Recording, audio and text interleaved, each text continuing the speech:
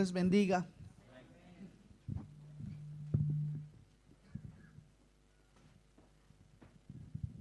Tomaron la mejor decisión, buscar la palabra de Dios en este día. Por favor, busquen en sus Biblias Romanos capítulo 12 y vamos a leer versículos 9 al 13 rápidamente. Vamos a hacerlo normalmente. Quiero pedir, por favor, hermano Víctor, si usted es tan amable, hermano, puede compartir la escritura con el hermano que está sentado allá atrás. Cualquiera de ustedes que lo haga, le agradecería que sí lo hace. Romanos capítulo 12, versículos 9 al 13.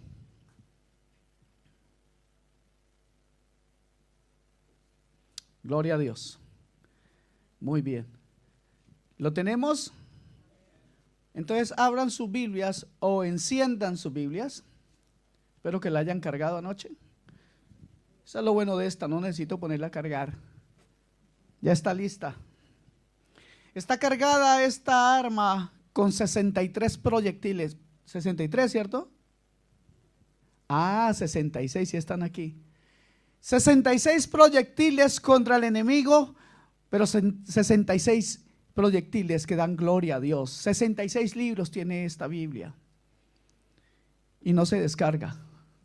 No tengo que updatear. Amén. Capítulo 12 del libro de Romanos, versículos 9 al 13. Leemos juntos. ¿Qué les parece? Les pido, miren, les pido por el bien de ustedes que no me hagan trampa. ¿A qué me refiero? A que yo leo y ustedes se quedan, sí, está bien. Lo pueden leer allá o lo pueden leer acá. Pero por favor, leámoslo.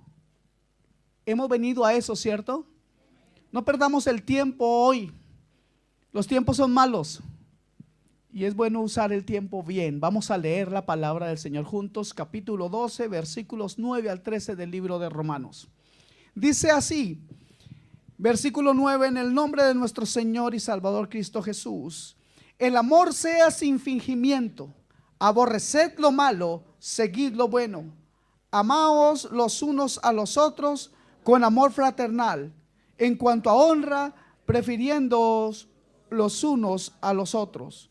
En lo que requiere diligencia, no perezosos, fervientes en espíritu, sirviendo al Señor, gozosos en la esperanza, sufridos en la tribulación, constantes en la oración, compartiendo para las necesidades de los santos, practicando la hospitalidad. Hospitalidad, no habilidad. Ok, hospitalidad. Amén. Yo quiero que usted se imagine por un momento o crea cuánto nos demoramos leyendo esos pocos versículos. ¿Cuánto nos demoramos? ¿Qué tiempo nos tomó? ¿Cómo? Entonces lee muy despacio. 1 minuto, ok. La pregunta es, si ustedes han notado, pudieron en ese minuto notar, es prácticamente imposible notar, las grandísimas bendiciones y exhortaciones que la palabra de Dios nos comparte, nos da, nos ofrece, nos trae en estos pocos versículos. Nos dice 13 exhortaciones. El amor sea sin hipocresía, aborreciendo lo malo, aplíquense a lo bueno, sean afectuosos unos con otros con amor fraternal, con honra daos preferencia unos a otros, no seáis perezosos, flojos, sin vergüenza. No, dice solamente perezosos. En lo que se requiere diligencia, fervientes en espíritu, sirviendo al Señor, gozándoos en la esperanza, perseverando en el sufrimiento, dedicados a la oración y contribuyendo para las necesidades de los santos. ¿Qué podrá usted recordar dentro de 2 horas si lee la Biblia, se acostumbra a leer la Biblia de esa manera? ¿Y qué efecto tendrán ese minuto leyendo si lo leemos así como lo acabamos de leer hace un momento?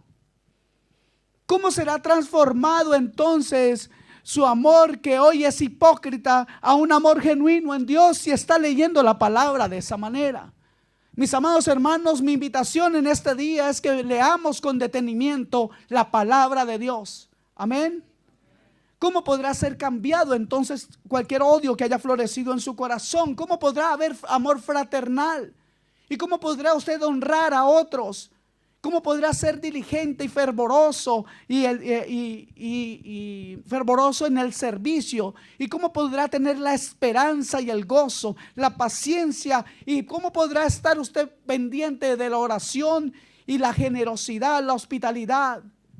¿Cómo podrá hacer eso si miramos la Biblia de esa manera?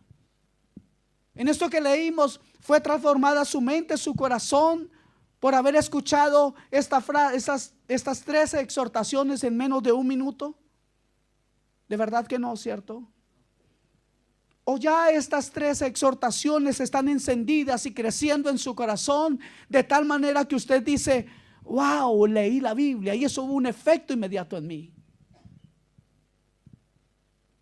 ¿Sabe? Esto está escrito para que funcione así, pero no funciona así.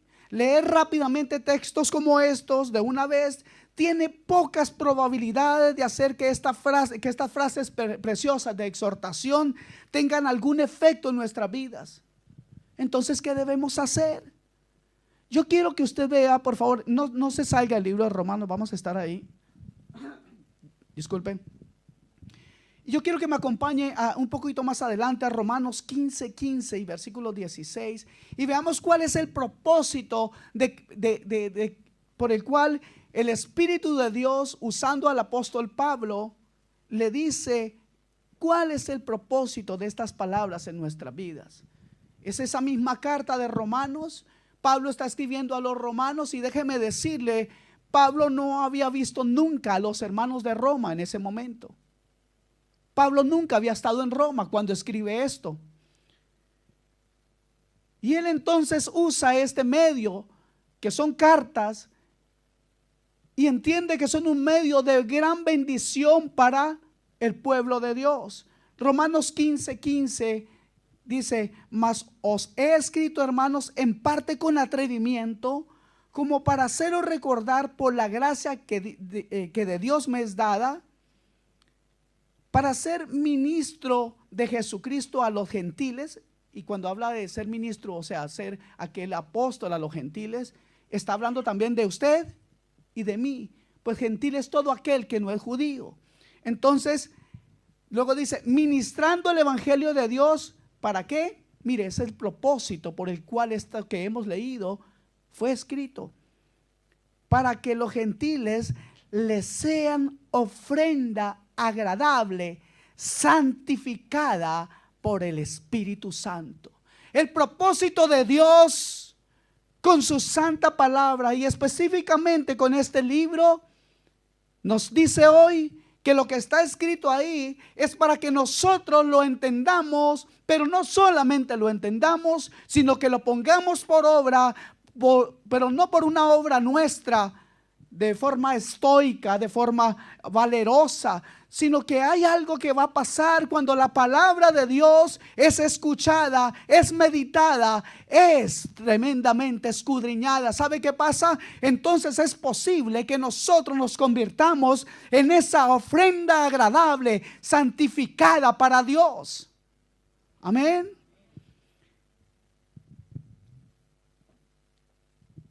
Pablo está explicando de alguna manera aquí cómo le ayuda a escribir cartas para lograr su objetivo de transformar a los gentiles pecadores en lugar de pecado, que tengan en su corazón un gran don de adoración para Dios. Yo quiero que note algo. Su propósito entonces es que los gentiles sean una ofrenda aceptable. Lo leímos en el versículo 16 del capítulo 15. ¿Sí lo alcanzaron a leer conmigo o no lo nombré? ¿Sí? Qué bueno. Es lo mismo que nos dice en el versículo 2. ¿Cuántos se saben Romanos 12:2 de memoria?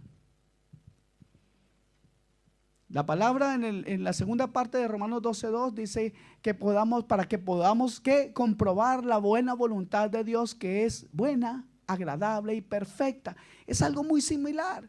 Entonces ese es su modo de preparar a los gentiles de ese tiempo, pero también es el modo en que el Espíritu Santo hoy quiere preparar nuestras vidas para que nosotros seamos ofrendas vivas, aceptables a Dios, ofrendas de adoración a Dios. Entonces, es para eso que la palabra del Señor ha sido escrita y ha llegado a nosotros, para recordarnos fuertemente algunas verdades importantes que ya deberíamos saber. Nosotros deberíamos saber que estas palabras han sido escritas para nuestra bendición. Deberíamos tener claro que la palabra de Dios es un tesoro para nuestra alma. Tendríamos que tener claro que por medio del conocimiento de la palabra de Dios, nosotros tenemos vida y somos luz de este mundo para alcanzar a aquellos que están en muerte y en tinieblas. Amén. Comenzando por nuestras propias familias. Es algo que repito muy continuamente.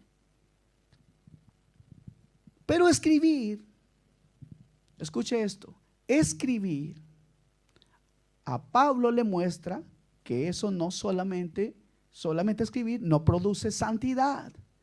Y no produce una carta solamente si se lee de forma descuidada y demasiado rápida y sin entendimiento. No produce nueva vida, no produce el amor que Dios espera que esté en nosotros, para que se cumpla esto de que el amor sea sin hipocresía. Si solamente miramos de forma rápida o por ojeadas la palabra de Dios, ¿cómo podremos dar respuestas a Dios? ¿Entendemos esto? Hay algo que yo quiero que entendamos claramente. Disculpen un momento.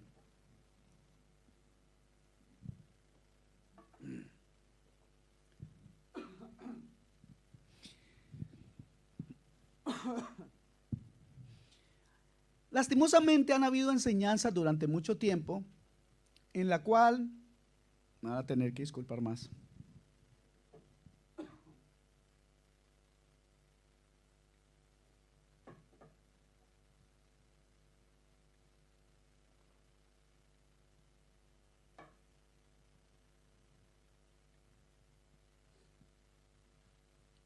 Pueden hablar. No, mentira, ya llegué. Les decía que han habido enseñanzas que tristemente han crecido y alcanzaron incluso renombre en medio del pueblo cristiano de hace muchos años. Algunos llegaron a decir: yo no necesito estudiar la Biblia, a mí Dios todo me lo revela. ¿Creen ustedes que eso es así? Algunos de forma muy romántica: es que yo no entiendo cómo alguien puede ser así, si es que ni siquiera Jesús hizo eso. ¿Cuántos recuerdan a Jesús en las sinagogas leyendo la escritura? ¿Cuántos saben que Pablo no dejaba en ningún momento de pedir que sus pergaminos se le trayeran a donde él estaba, si es que se le quedaban en alguna parte? ¿Cuántos saben que los grandes hombres de Dios, no después de la Biblia, sino los hombres de Dios en la Biblia, han sido hombres y mujeres entregados al estudio de la escritura? Y si no, pregúntenle a Isaías, a Jeremías, que entendían que sin la palabra de Dios no podían ejercer el ministerio que Dios los llamó a hacer. No entiendo cómo nosotros llegamos tan fácilmente a esa conclusión de que a mí el Espíritu todo me lo revela. Y digo que se han extendido durante algunos años se han extendido ciertas creencias de que no, a mí todo el Espíritu me lo revela, yo para qué voy a estudiar. Pero también hay otro extremo, y el otro extremo es: yo leo, yo ya me leí toda la Biblia, dicen algunos. Hay un hermano aquí que me decía que su padre le dijo: yo me he leído la Biblia, ¿cuántas son? 7 veces, no sé qué, de tapa a tapa, me decía. 6, bueno, una más, una menos. Pero el reflejo de su vida no demuestra lo que él dice. ¿Por qué? Porque el conocimiento que se supone que debería tener no ha sido aplicado y no se refleja en su estilo de vida.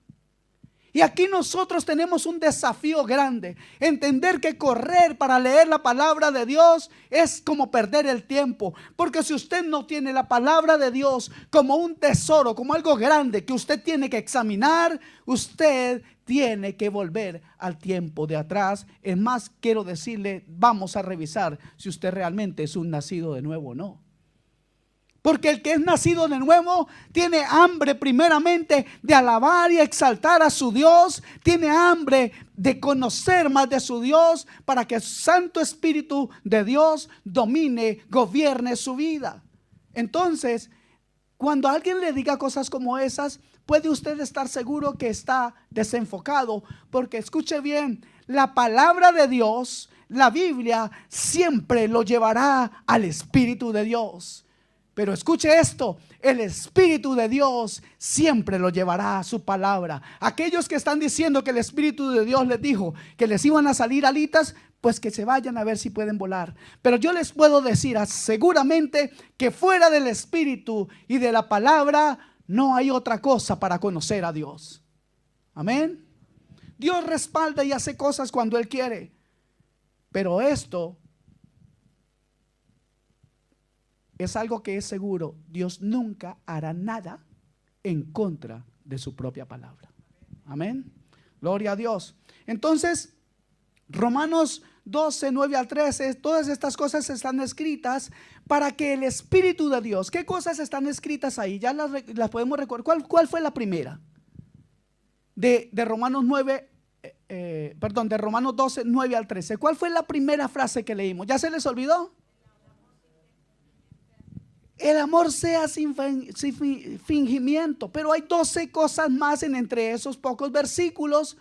Y yo quisiera que entendiéramos que para que el Espíritu Santo los pueda tomar y los pueda hacer vida en su vida, usted debe tomarlos, usted debe estudiarlos, usted debe profundizar en ellos. Y el Espíritu Santo tomará todas estas palabras y las convertirá en los medios poderosos de Dios en su vida, para santificar su vida, para transformar su vida y para que usted pueda dar realmente fruto en medio de un pueblo, en medio de un mundo que se pierde, sin fe, sin luz, sin esperanza. Amados hermanos, en el nombre de Jesús les digo, ustedes y yo y la nueva generación que son nuestros hijos son la esperanza para el mundo.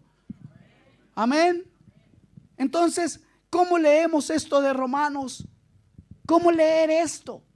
Lo tendremos que leer orando mientras lo leemos, con una disposición en nuestro corazón y pidiendo y clamando a Dios: Señor, revela esto a mi vida. No tenemos que correr. Pidamos a Dios entonces que derrame su Santo Espíritu. Y hay otra cosa maravillosa que sucederá, es que cuando estudiemos y veamos la palabra con detenimiento, seremos conscientes de que la simple lectura no producirá vidas rectas. La simple lectura no produce vidas rectas. Tenemos que mirar hacia Jesús como el ejemplo, como aquel hombre, el único que vivió una vida perfecta, como nuestro ejemplo perfecto, y le miraremos a Él, aquel quien esperamos glorificar con una vida nueva, basados en la palabra del Señor. Y no nos miraremos a nosotros mismos, sino a Cristo, para tomar su ejemplo y que Él sea la meta de nuestras vidas, que sea la meta de nuestro nuevo estilo de vida. ¿Cuántos saben que ser cristiano es vivir diferente?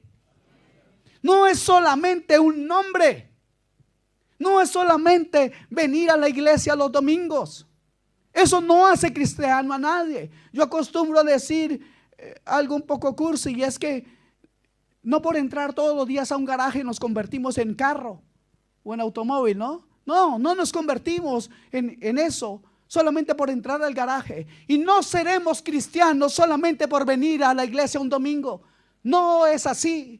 La palabra del Señor habla claramente de que debemos ser fervorosos, debemos ser constantes en oración. Y tenemos 13 de esas grandes exhortaciones que ya les nombré, que se pueden hacer vida en usted, que serán vida en usted si realmente, primeramente, pide el apoyo de Dios y pide que usted pueda tener puestos los ojos en Jesús, el autor y consumador de la fe, el cual por el sumo gozo puesto delante de Él menospreció lo oprobio y sufrió la cruz. Cuando usted tiene ese ejemplo al frente, cuando usted tiene claro al Señor en su corazón, déjeme decirle que habrá cambios y frutos en su vida, y no habrá necesidad de que usted diga que es cristiano. Hermano, eso se le va a notar. Amén. Entonces, Déjeme decirle entonces que el Espíritu Santo es el que nos capacita para vivir según estos versículos que hemos leído en Romanos 12. Les invito entonces a que veamos con detenimiento estos versículos y que mientras esté leyendo, ore para que Dios nos hable. La primera exhortación que vemos ahí es: el amor sea sin hipocresía. Piénselo, piense en esto. De todo lo que pudo habernos dicho el Espíritu Santo en ese versículo, Él pudo habernos dicho cómo debiera ser el amor. El amor sea tal vez grande, apasionado, gozoso, constante, atrevido. Pero en lugar de hablarnos de las cosas del amor, nos dice: el amor sea sin hipocresía, sin fingimiento. ¿Por qué está pensando en la hipocresía? ¿Por qué? Porque la hipocresía está totalmente preocupada por sí misma. La hipocresía piensa: ¿cómo luciré? Esta es la pregunta que guía a la hipocresía. ¿Cómo puedo crear una buena impresión de mí mismo? Este es el deseo que consume a la hipocresía. Y ya Pablo había dicho en el versículo 3 de Romanos 12, quiero que vayan por un momento ahí, y creo que por eso es que escribe esto, porque en el versículo 3 hace una advertencia maravillosa. Escuche bien, cualquier similitud con la realidad. Dice el versículo 3 del mismo Romanos 12: digo pues, por la gracia que me es dada a cada cual que esté entre vosotros, que no tenga más alto concepto de sí que el que debe tener, sino que piense de sí con cordura, conforme a la medida de fe que Dios repartió a cada uno. Tal vez eso es la base por la cual el apóstol Pablo escribe: mire, es que veo que como que caminan un poquito infladitos. Yo más bien les recomiendo que lo que ustedes dicen llamar amor sea libre de hipocresía. Amados hermanos, ustedes ahí, siempre les digo, se ven muy lindos. Y a algunos solo les faltan las alitas. Angelitos completos. Pero yo les quiero decir de todo corazón que si vivimos una vida aquí en la iglesia, pero vivimos otra allá afuera, somos más hipócritas de lo que ustedes mismos pueden creer. ¿No les gustó a algunos que dijera eso? Si no les gustó, me alegra. Porque entonces estamos tocando las áreas de nuestra vida que necesitan ser cambiadas. Yo no creo bueno, sería fantástico que aquí solamente vinieran perfectos. Entonces me tocaría irme a mí, pero la iglesia se llenara de puros perfectos. Sería maravilloso. Se quedaban sin pastor, pero uno de esos sería mejor que yo. Hay una necesidad, hermanos, que entendamos que lo que Dios está buscando para nosotros es ese estilo de vida libre de hipocresía, y que tengamos nosotros el concepto correcto de lo que nosotros somos. Y sabe que somos pecadores, pero pecadores redimidos por la gracia de Dios, no por ninguna cosa que usted ha hecho, por ningún mérito suyo. Es por la gracia de Dios, por el amor de Dios, por la misericordia de Dios, que todavía no hemos sido consumidos, que respiramos, que vemos, que tenemos una vida. Y digamos hoy juntos que estamos agradecidos con Dios por permitirnos estar aquí escuchando su santa palabra, y todavía hay esperanza para todo aquel que vive, mi amado hermano. Si hay cosas que usted necesita entregar, es un día maravilloso para que lo haga. Amén.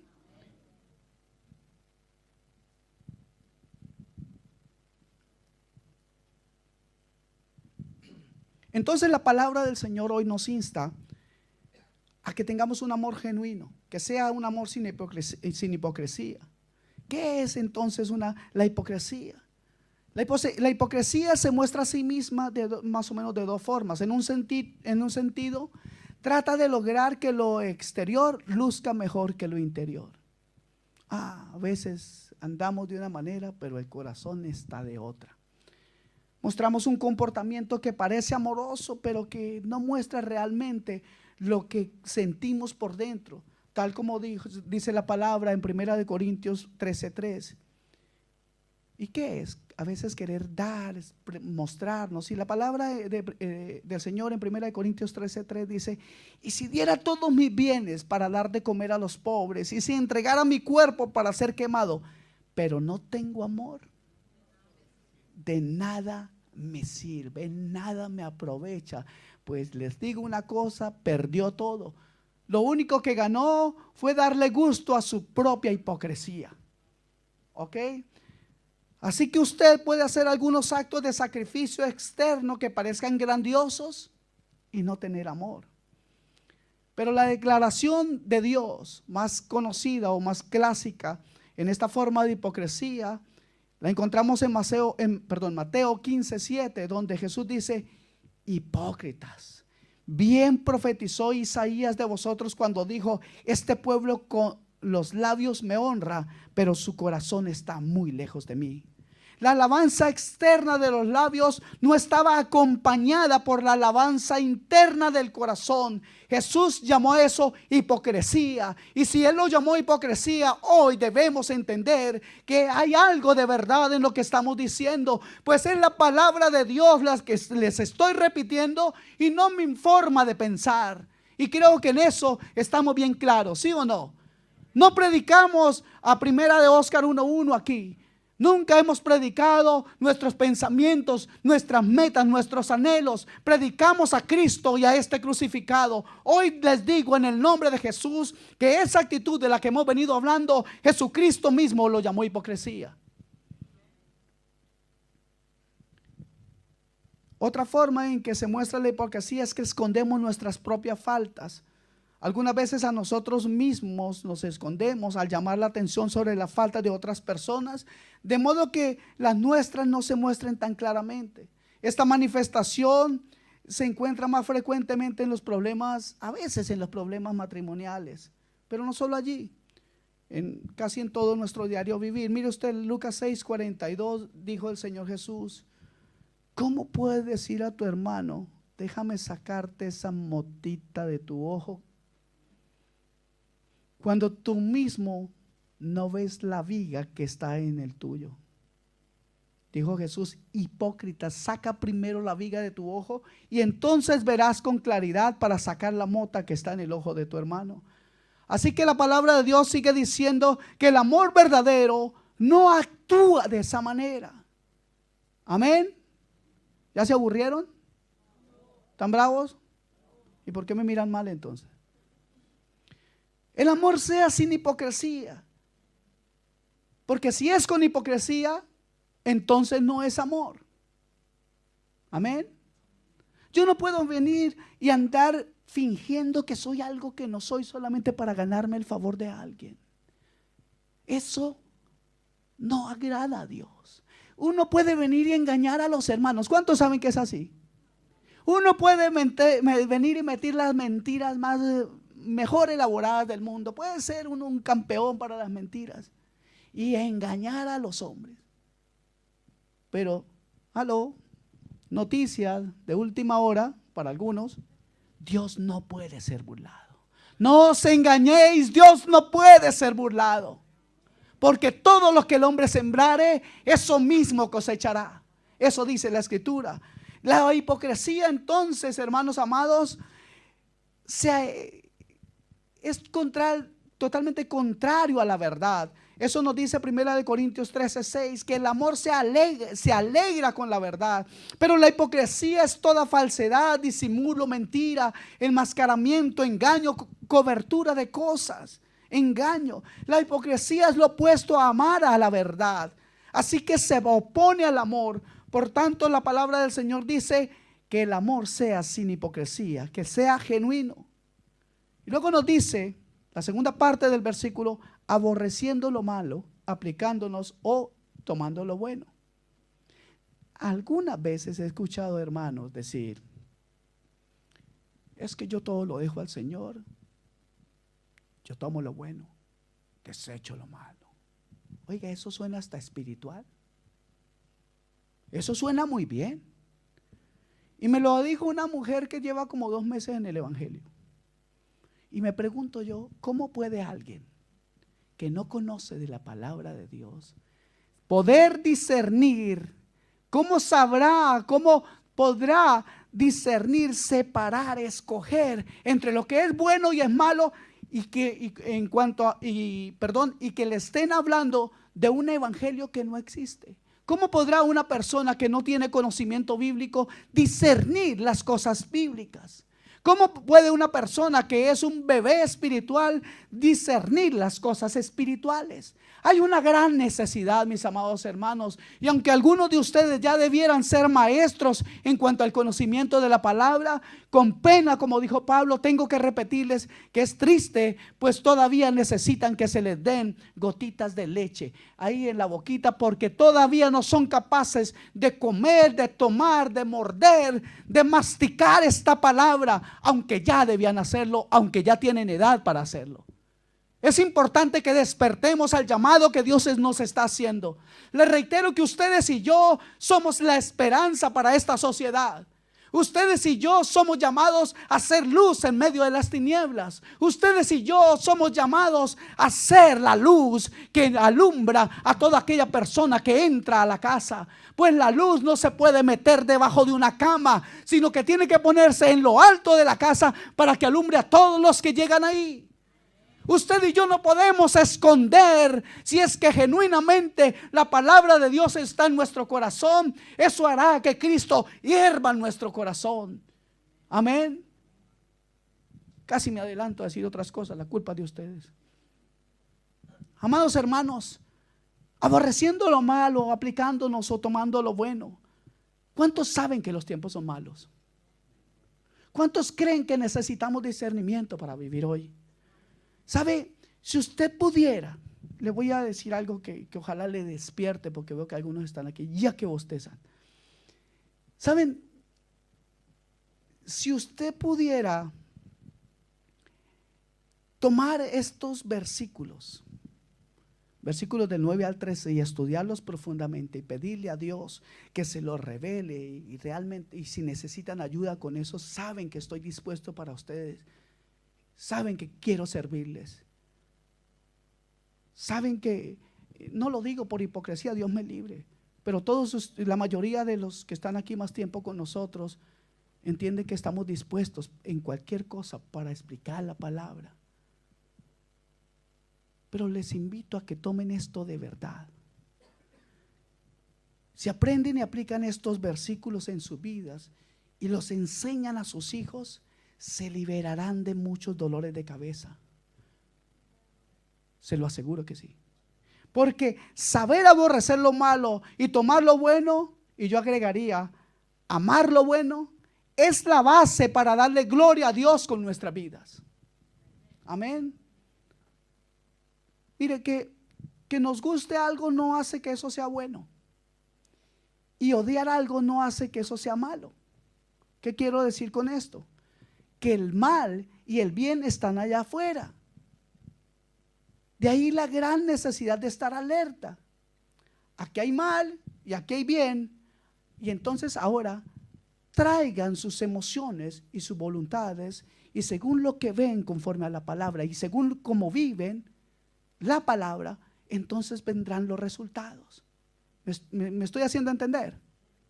Traigan su voluntad. Porque lo bueno y lo malo no lo determina usted ni lo determino yo.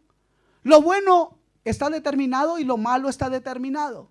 Nosotros, como les dije, podemos pensar que algo es bueno, pero eso no lo hace bueno a esa cosa. El drogadicto piensa que la droga es buena, ¿cierto que sí? Y realmente pues él está equivocado. La droga no es buena. ¿O cuántos están de acuerdo? ¿Aló? ¿Me entendieron o es que no lo dije claramente? Entendemos eso, ¿cierto? Pero el que usa drogas piensa que es bueno. ¿Qué es lo que pasó en él? No tenía un conocimiento claro de lo que es bueno y es malo, ¿cierto que sí? Se dejó llevar por lo malo. Dios nos dice: tomen lo bueno. ¿Y qué es lo bueno? Pues lo bueno es la voluntad de Dios en nuestras vidas. Porque esa es la segunda parte del versículo 2, que la voluntad de Dios en nosotros es buena, agradable y... Digan, hablen, respondan duro cuando respondan. Siempre les pido lo mismo. Digan, perfecta. La voluntad de Dios es perfecta. Es buena para usted y para mí. Entonces, ¿qué es lo que debemos hacer? Cuando encontramos lo bueno, pues tomemos lo bueno. Y cuando encuentre todo lo malo, pues deséchelo. Versículo 2 de Romanos 12.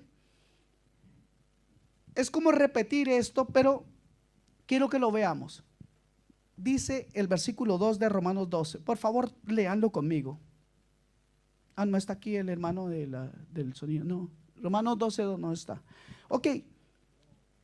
Y no os adaptéis a este mundo. Coma, dice ahí, ¿cierto? Paremos. ¿Qué significa adaptarse? Amoldarse.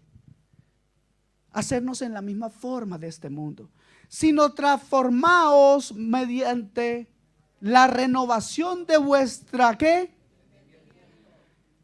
¿Para qué?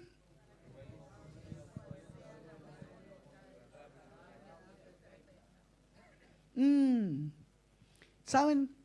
Esto nos aclara algo. Existe el bien porque Dios existe.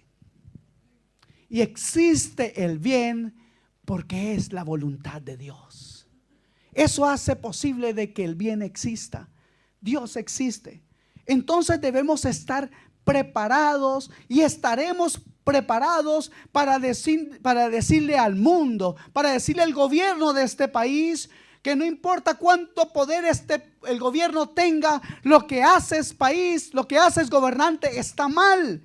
No, señor, no es eso que usted hace, es malo. Y aunque usted tenga todo su poder, no hará que eso se convierta en bueno. En este país es bueno que los homosexuales adopten niños.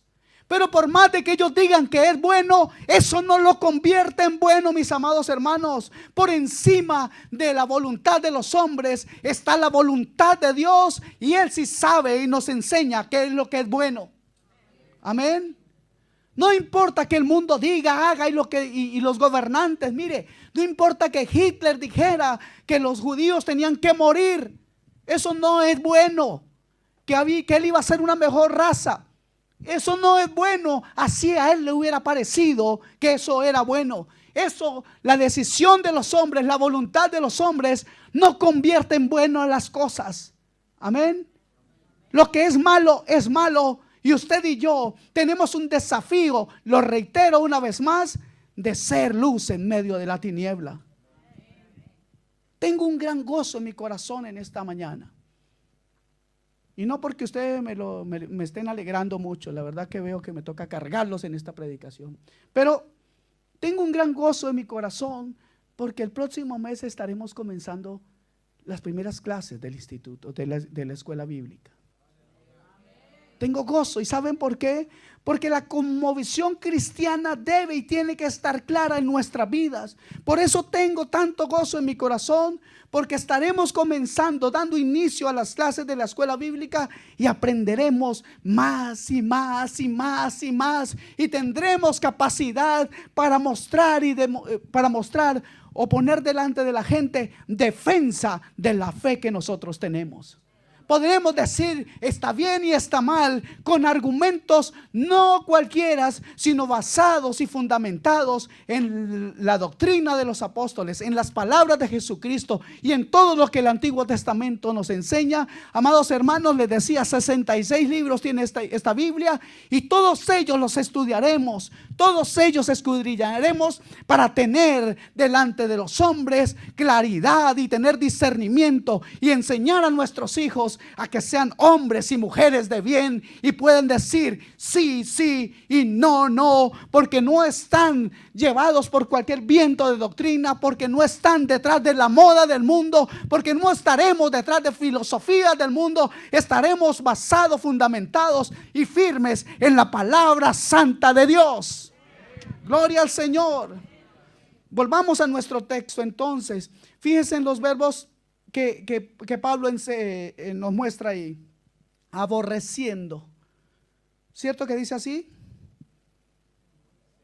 Aborrecer o aborreciendo. Yo lo puse ya en acción, hermano. ¿Qué le parece? Está bueno, ¿no? Ok. Aborreciendo, eso viene del griego apostungontes, que significa lo malo. ¿Ok? Y la palabra aplicándonos o tomando lo bueno es la palabra kolomenoi.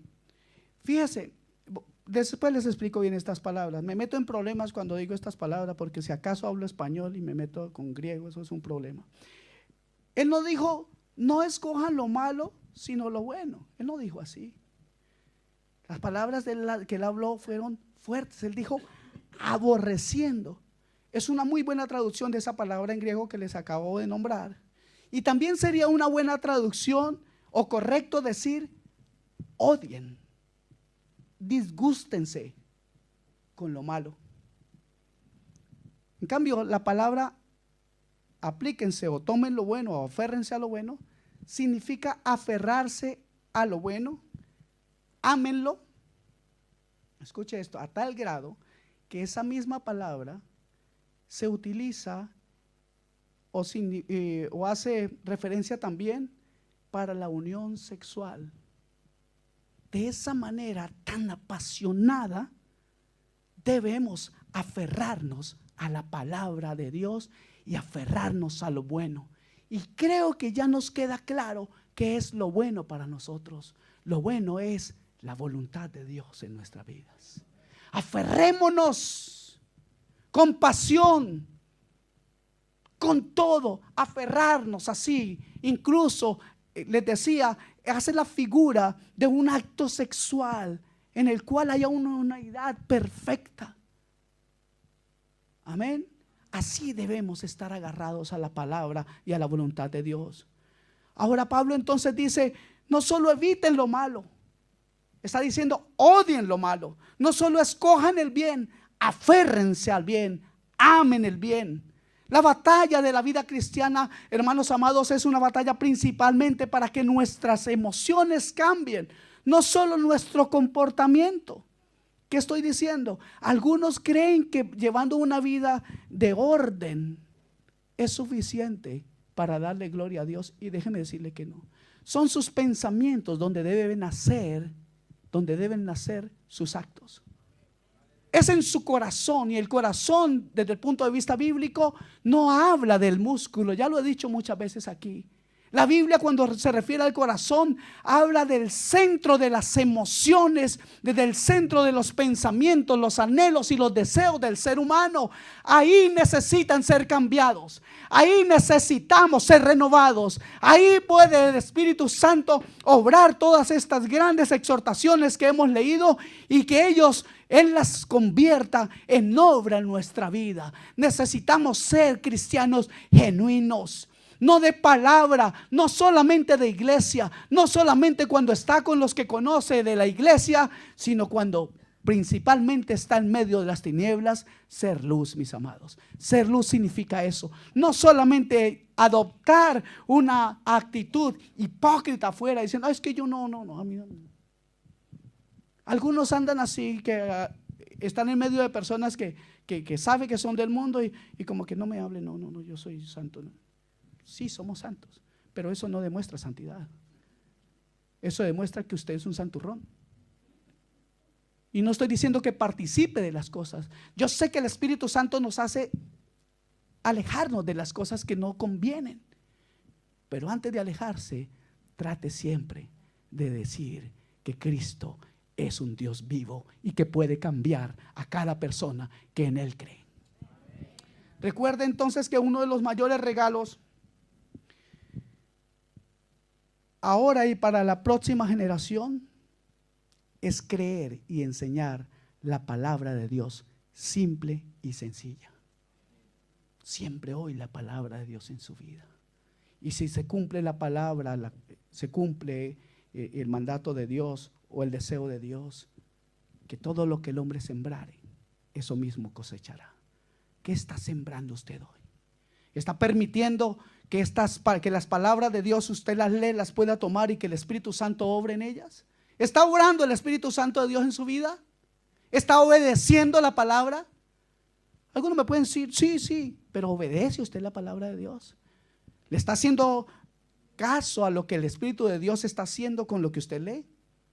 ¿Sabe qué hace el Espíritu de Dios con lo que usted lee? Lo convierte en herramientas para transformar su vida, para que usted cada día se parezca más a Cristo. Amén. Entonces, esta es la conclusión de toda verdad y de todo bien, y el triunfo sobre toda maldad. Mis amados hermanos, Romanos, el versículo 10, permítame ir hasta allá ahora. Dice, amaos los unos a los otros con amor fraternal, en cuanto a honra, prefiriendo los unos a los otros. Y aquí se mete uno en problemas. Y aquí a veces, ¿cómo es que nosotros amamos los unos a los otros con amor fraternal? Si ese hermanito me cae como patada en el estómago.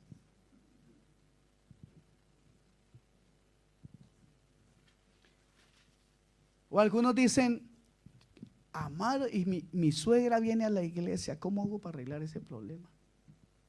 ¿Saben? Nosotros somos bien divertidos o extraños o a veces ingenuos en esto.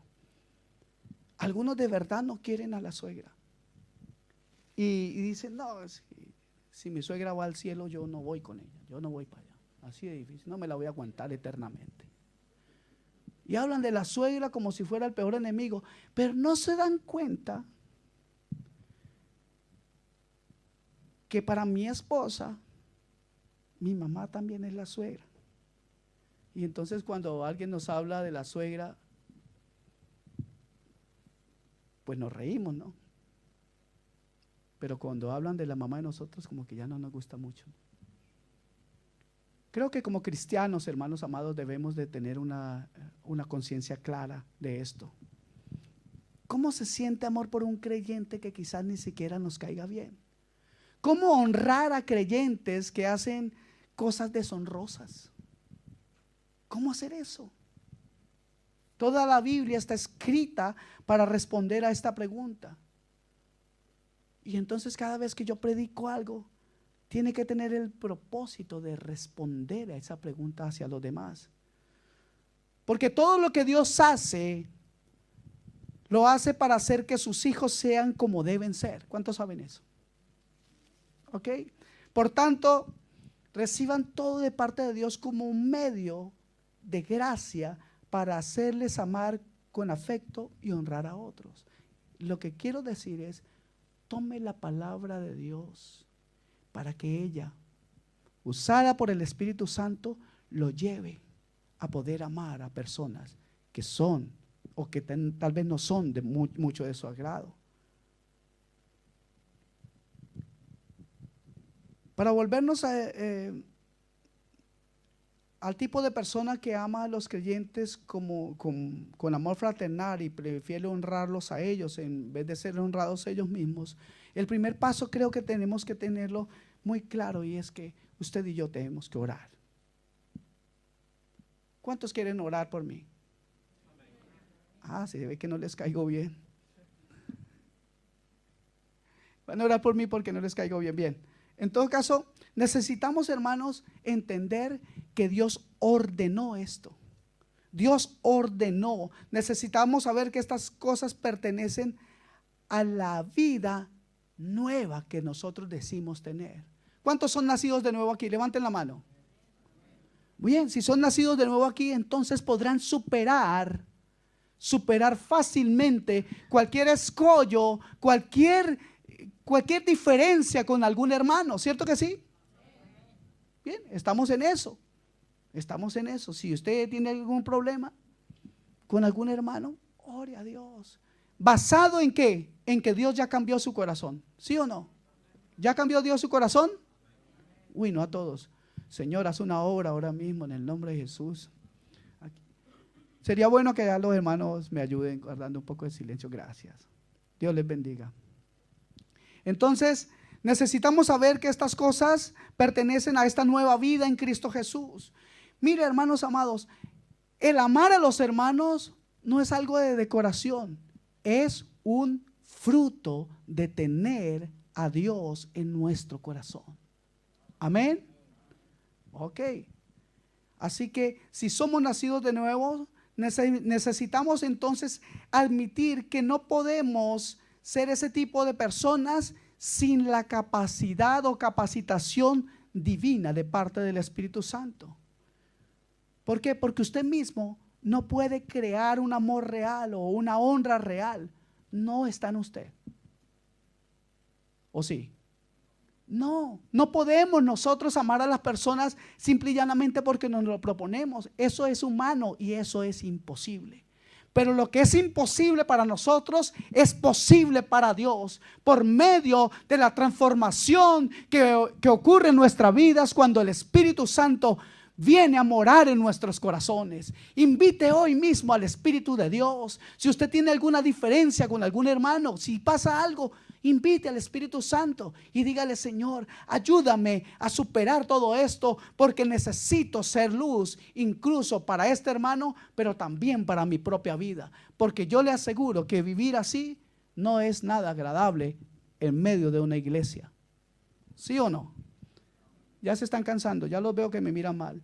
Entonces, hay una cosa que yo le puedo decir: predíquese a sí mismo que los demás creyentes, no importa cuán imperfectos sean, son hijos de Dios.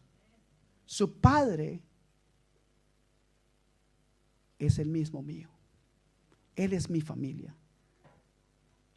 Entonces dígase la verdad de que ellos son sus hermanos y hermanas en Cristo Jesús y para siempre. A algunos no les gustó el para siempre. Recuerde que Cristo derramó su sangre por ellos también. Ellos son perdonados, escuche esto. Ellos son perdonados por todo lo que a usted le puede enojar. A usted le enoja que sean de una cierta forma, pero Dios perdona sus pecados. ¿Quién es usted para no perdonarlos? ¿Ok? Ellos son perdonados entonces por esas cosas. Son justificados solo por fe. Ellos no van a ser justificados por ser más amigos suyos. Son justificados por fe. Por lo tanto, entonces, hermanos, no anuncie usted que ama a Dios y ama a sus hermanos. No anuncie esto y luego lo niegue con sus hechos. Debe ser verdad. Si Dios le ha vestido a este hermano con la justicia de Cristo, usted debe vestirles con la justicia de Cristo. Amén. Si hacen más obras o malas obras, si tienen malas actitudes, si son inmaduros y molestos, así sean como sean, si usted no pide al Señor poder amarlos, usted deshonra la sangre de Cristo, porque Cristo sí les ama. ¿Ok?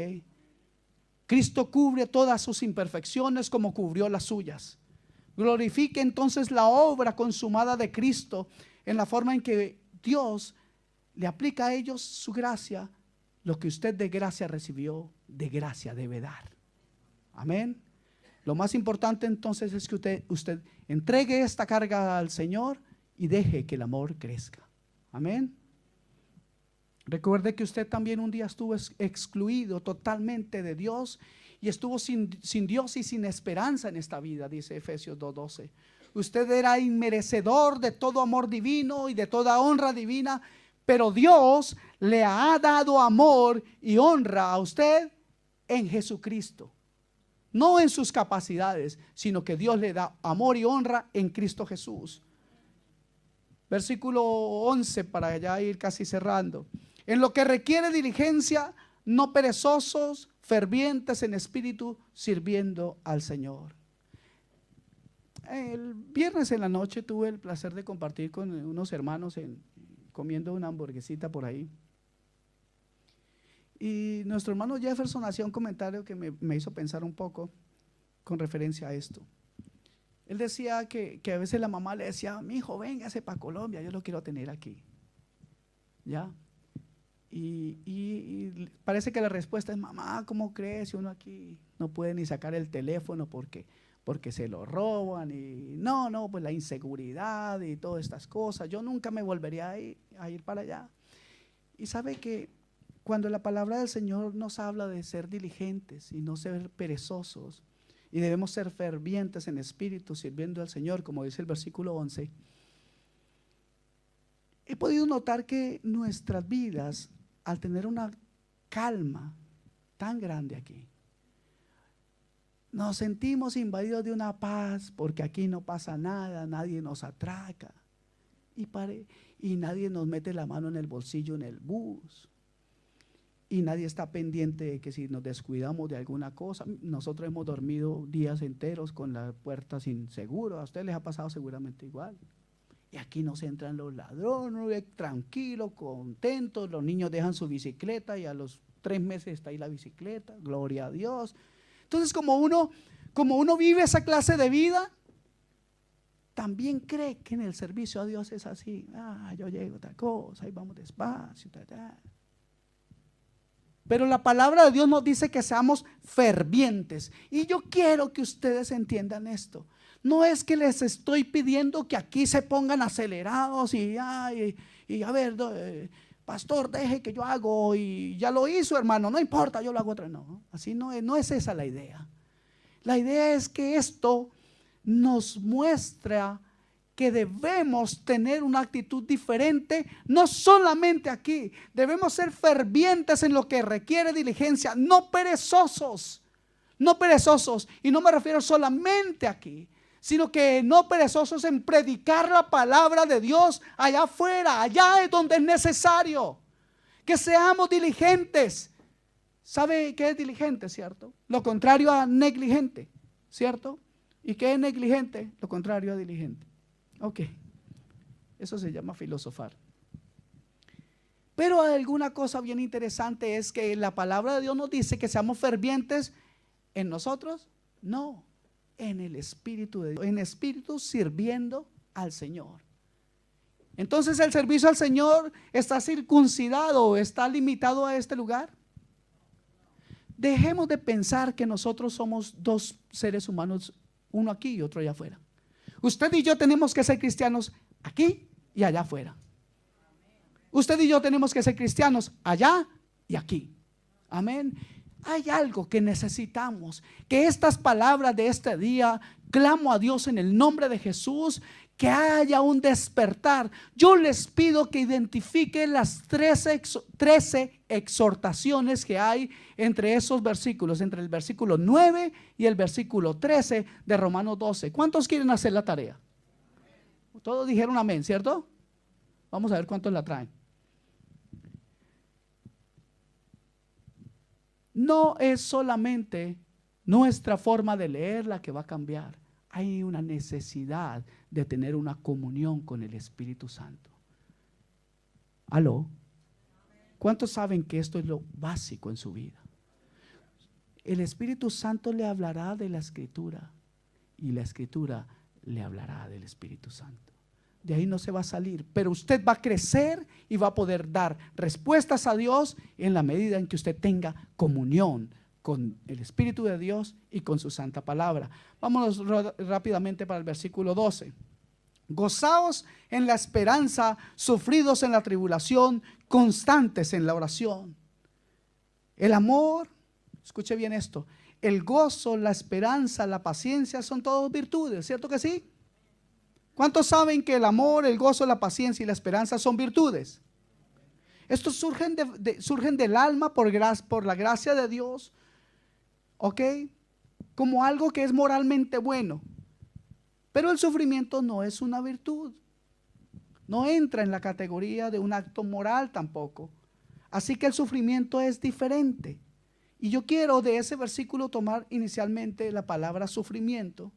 Y comenzamos con él porque es el ambiente en que ocurren, escuche esto, en medio del sufrimiento, ocurren, florecen, surgen, toman vida todas las virtudes de un ser humano. Cuando usted está bien, usted no crece para nada, man. Pero cuando las dificultades vienen, cuando hay aflicción en su vida, ahí es donde usted va a mostrar de qué está hecho.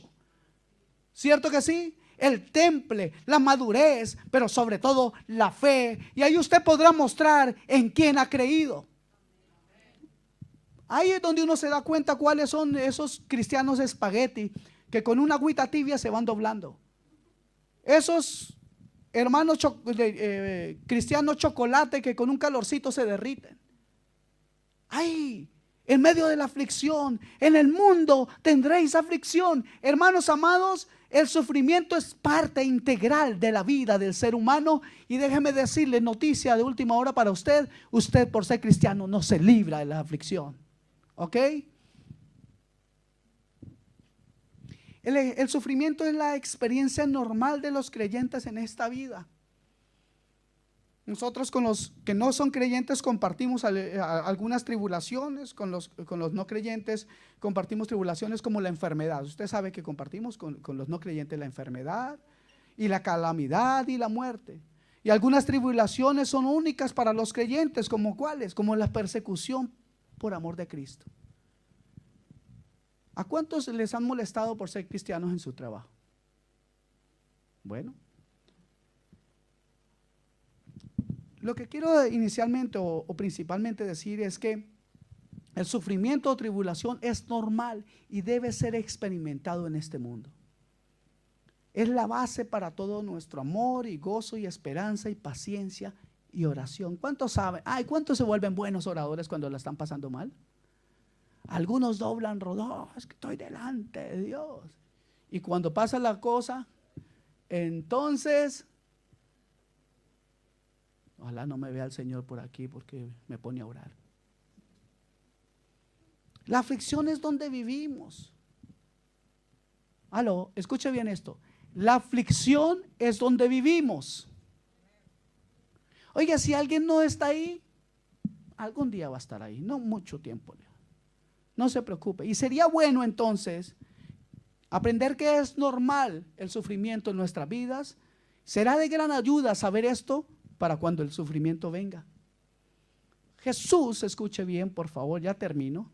Jesús fue el mejor hombre que vivió.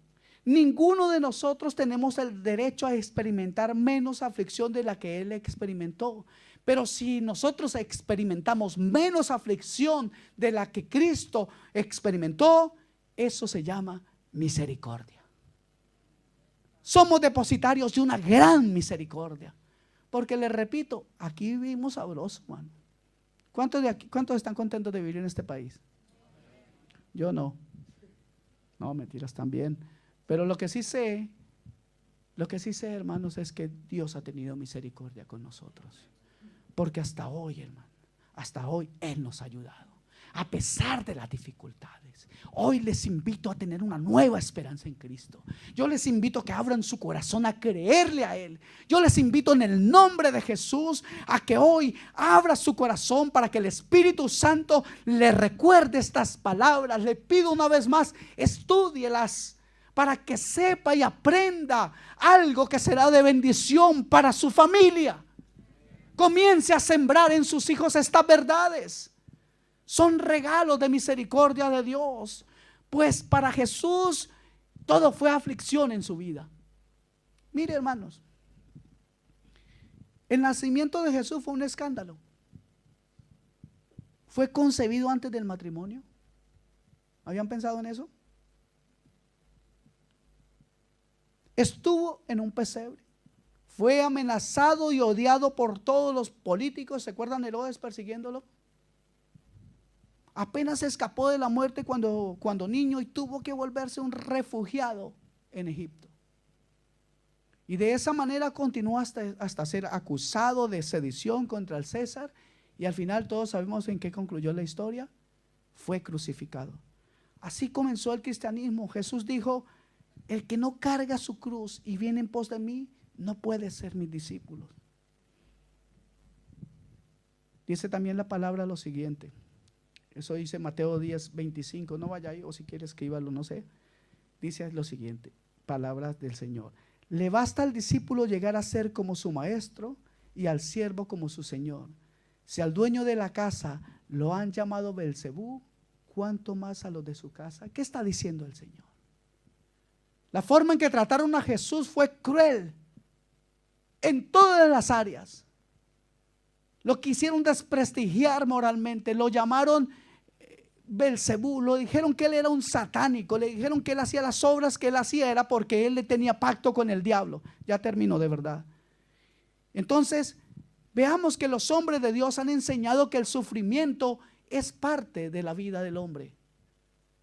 El apóstol Pablo le decía a las iglesias que él instituyó que a través de muchas tribulaciones entraremos en el reino de Dios. Pedro también le dijo a las iglesias: amados, no os sorprendáis del fuego de prueba que en medio de vosotros ha venido para probaros, como si alguna cosa extraña os estuviera aconteciendo.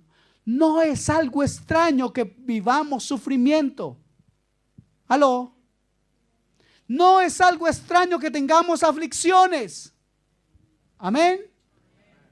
No es algo extraño. En el mundo tendréis aflicción. Mis amados hermanos, no es extraño. Todo esto viene de un mundo caído.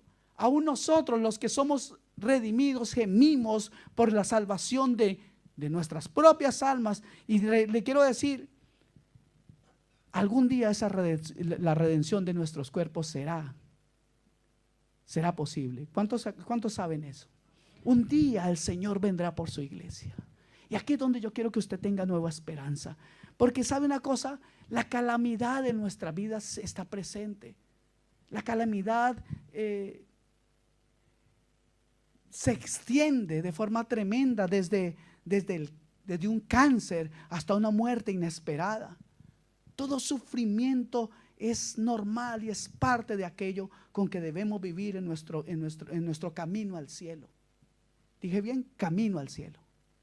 Esa debe ser nuestra esperanza. Las cosas pueden ir muy mal, hermanos, pero nosotros tenemos esperanza. ¿Cuántos tienen esperanza?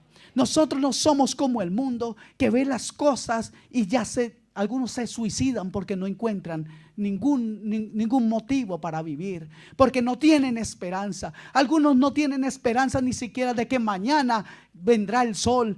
Viven en medio de tiniebla, en medio de oscuridad. Pero usted y yo tenemos esperanza.